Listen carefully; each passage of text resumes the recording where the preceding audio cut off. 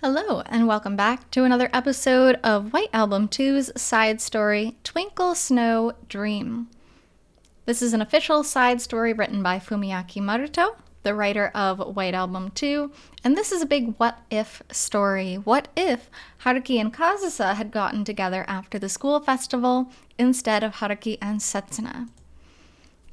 Kazusa is hardcore feeling the jealousy and the fear and the worry that Setsuna is eventually going to be with Haruki. And that's kind of where we left off. It was right after the onsen trip where Setsuna and Kazusa actually had a heart-to-heart about it, but it just made Kazusa feel worse.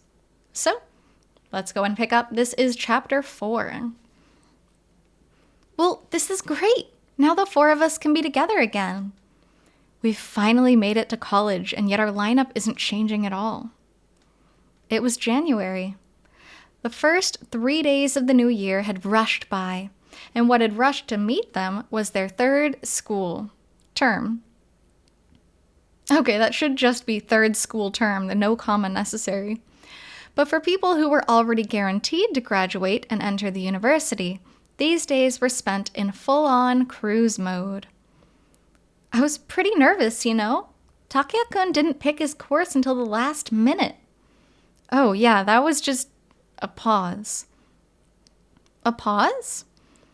And so, Setsuna and Haruki, two of those who were already guaranteed to graduate and enter the university, set off on their way home while the afternoon sun was still high in the sky, and turned their thoughts to the new life that awaited them in April.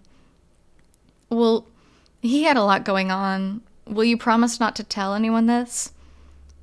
Sure? He was planning from the beginning to go to the same university as Io. What? So he pretended to be mulling it over until the very last minute. I see. Of course, whether Io knew or didn't know about that, she would probably just say, so what? They're so silly. They're so lame, Takeya and Io. I don't understand. No. I don't blame Io for waiting, though, because Takeya is just a player. That's all he is. He's messing around. He's not taking anything seriously.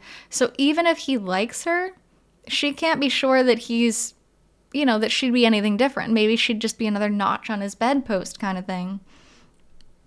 So in my opinion, and maybe it's just because I'm a girl, I really think Takeya needs to wise up. Maybe he could have stayed single for a long time, proven himself to Io, but instead he just runs around with a different girl every day. Those two are really just... What's up, Setsuna?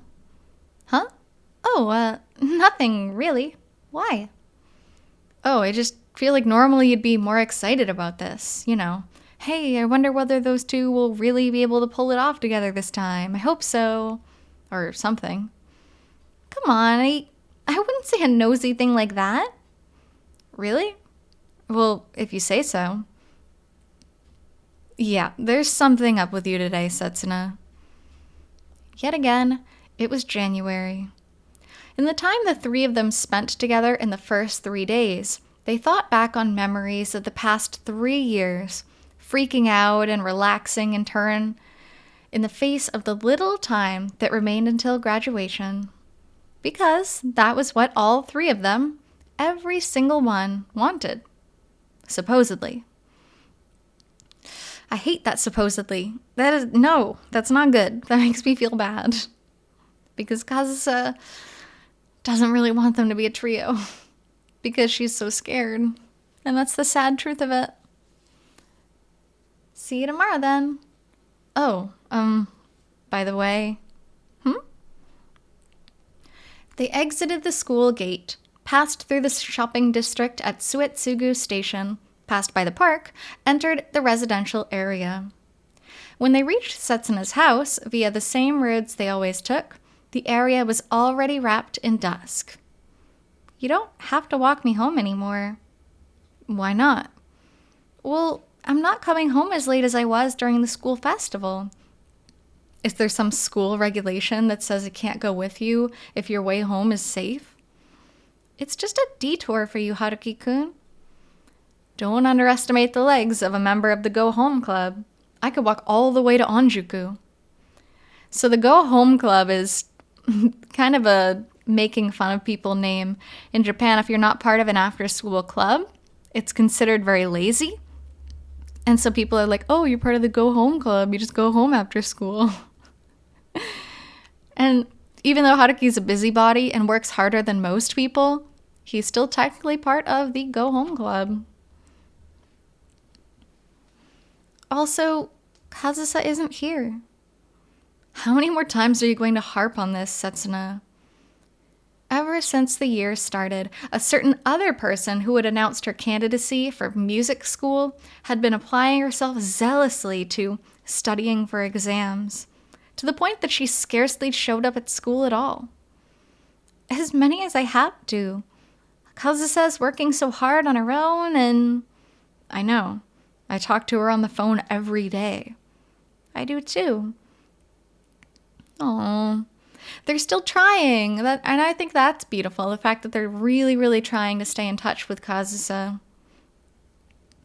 With only half a month left before the competition, she was deep in the midst of a 16 hours a day training regimen, and even the heaps of verbal abuse for Haruki coming through the phone receiver seemed a bit more tired than usual.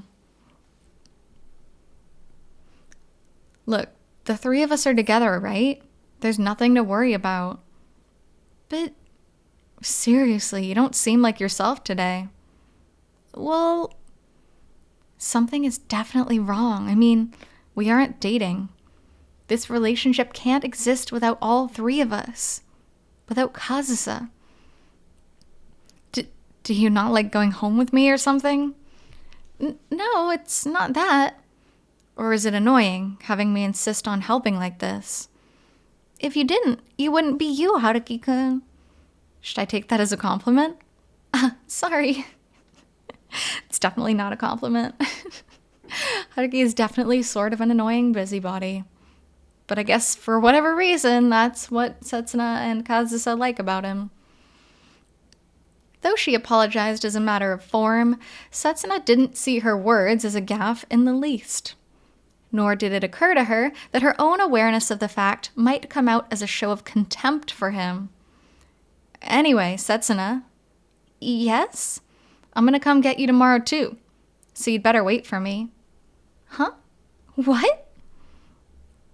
Taking little notice of Setsuna's absorption in her own thoughts, Haruki brought things forcibly to a conclusion.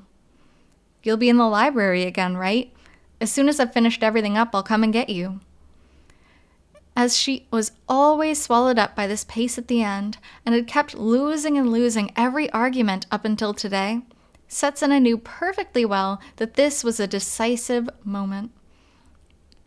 I mean, I don't think it's that decisive. She's deciding to continue being his friend or not, I guess, but straight up ditching him as a friend is kind of a rude thing to do also. Well, I guess I'll see you tomorrow then. But, just like always, she folded at the last minute. That's right.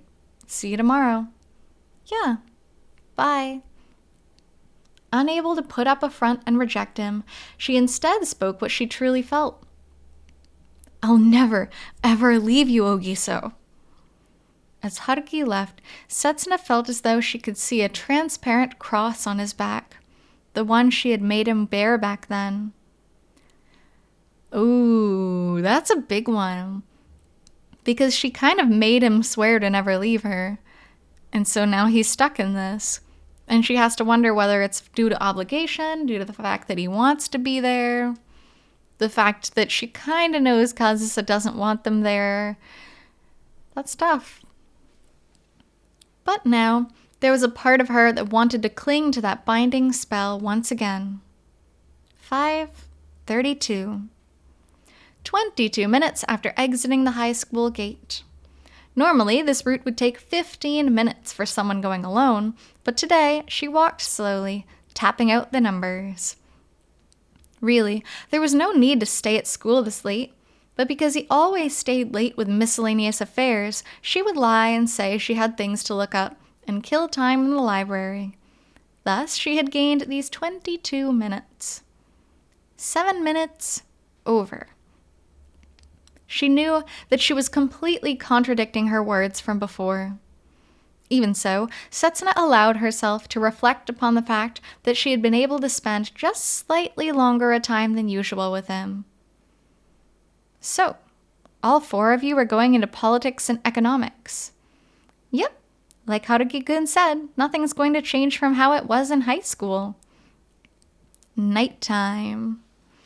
A little time skip. Now that she'd eaten dinner, hung around in the living room with her family for a bit, taken a bath and gone back to her room, it was precisely 10 o'clock. The next 30 minutes were the only time Setsuna could talk with Kazusa. That was the rule that the 3 of them had decided on together, for the sake of Kazusa's success in the competition. Man, you guys are lucky you don't have to do any more test studying. I'm just now heading into my last big stretch. Maybe you should have spent the last 3 years working at it then. Every day, like Haruki-kun, instead of cramming it all in at the last minute. Give me a damn break. You think someone like me could live a life like that? No. Kazusa has trouble focusing for 5 seconds, unless the thing she has to focus on is sweets or Haruki. Even Setsuna, who could easily talk for 3 or 4 hours at a stretch, adhered rigidly to this rule. Because she didn't want to hinder Kazusa's practicing, of course, but also because she didn't want to steal any time from the 2 lovebirds, whose conversation time began at 10:30.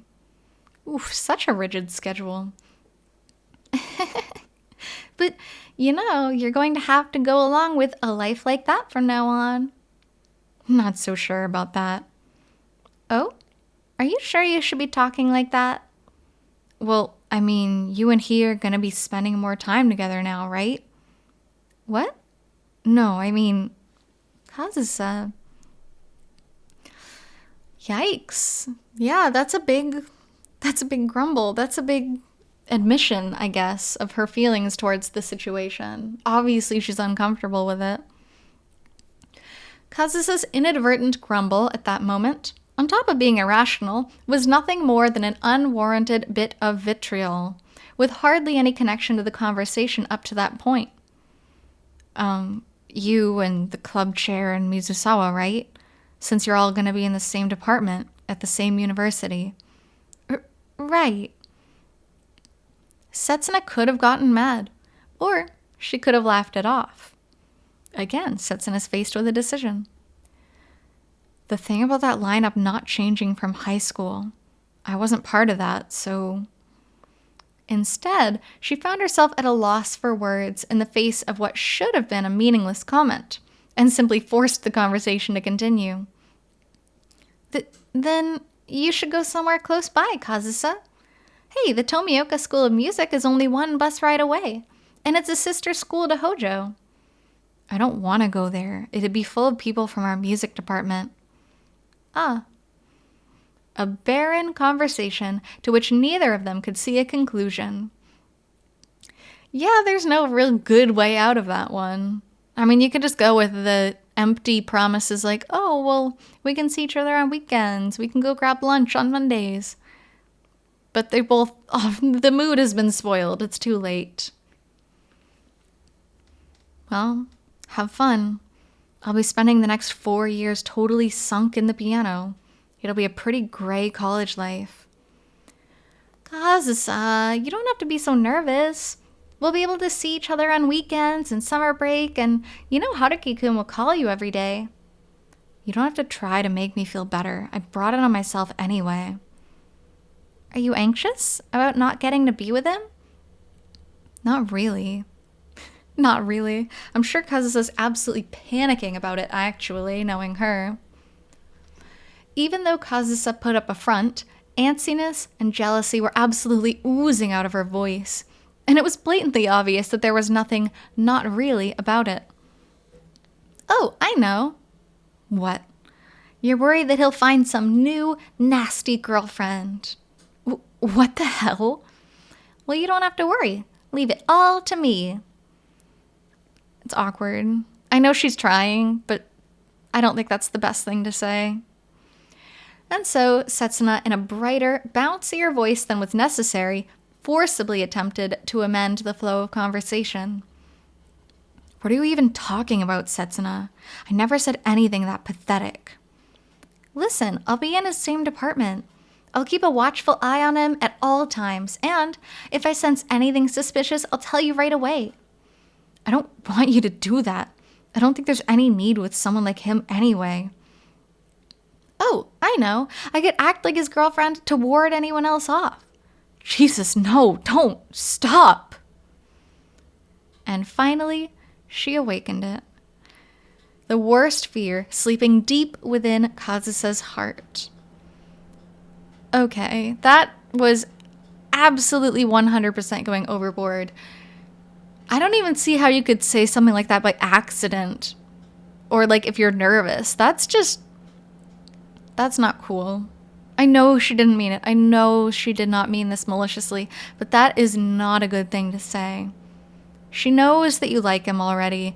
You know that she's very self-conscious about it. Why would you say that? Oh, no, I didn't really mean that. In Kazusa's shout at that moment, there was no shred of playfulness or calm. It was excruciatingly clear to Setsuna. I'm so sorry. That was a terrible thing to say, even as a joke. I told you, it's not like that. That's not the problem. She knew who had stolen that calm, too, and it bored into her like a drill. Then I guess it's about time for me to... Yeah. The clock in her room read 10:20. Their parting time had come 10 minutes earlier than usual. In the end, their conversation never made a comeback. Oh, no, it didn't. The conversation didn't make a comeback. It sprinted full force ahead in the wrong direction. Setsuna's freewheeling chit-chat, changing topics at the drop of a hat, and Kazusa's bad-mouthing that was bursting with affection, her words and tone perpetually divergent from each other, both concealed shadows. What a true sentence that is. They are always hiding shadows. They always have things they want to say but can't say. Good night. Ah, wait, Kazusa. I can call you again tomorrow, right? Kazusa. Please do. At the same time, okay? I will. But at the very last minute, with a sigh of relief, she was able to make a promise for the next time. A single saving grace. Whew. After she hung up, Setsuna looked up at the white ceiling, as though in a daze. Ah. However, this was a mistake, because when she looked up, she had no way of avoiding it. The truth steadily shone through by the white ceiling, the shining fluorescent light. The truth that she could no longer keep locked away by her own effort. Tears. Everything. It was such a short time ago. We swarmed so firmly to each other. I thought we would go on this way forever. Setsuna's one selfish wish, to remain as a trio. That the two of them would try to preserve the trio. Is it not going to work out after all? Before she knew it, that wish itself had eaten the three of them to a point beyond repair. I got goosebumps. This is awful. This is awful. This is very White Album 2-like. You know, at the beginning of the story, you think, oh, well, maybe if he'd gotten with Kazusa right off, then Setsuna would gently be eased because her crush wasn't as bad. But no, it's still miserable. It's still super sad. And here we are. So, that brings us to the end of this chapter. Thank you so much for being here with me on this official side story to White Album 2, Twinkle Snow. And we will continue on with, well, the misery and hopefully the solving of a few problems in the next chapter. So until then, Hope you take care. See you.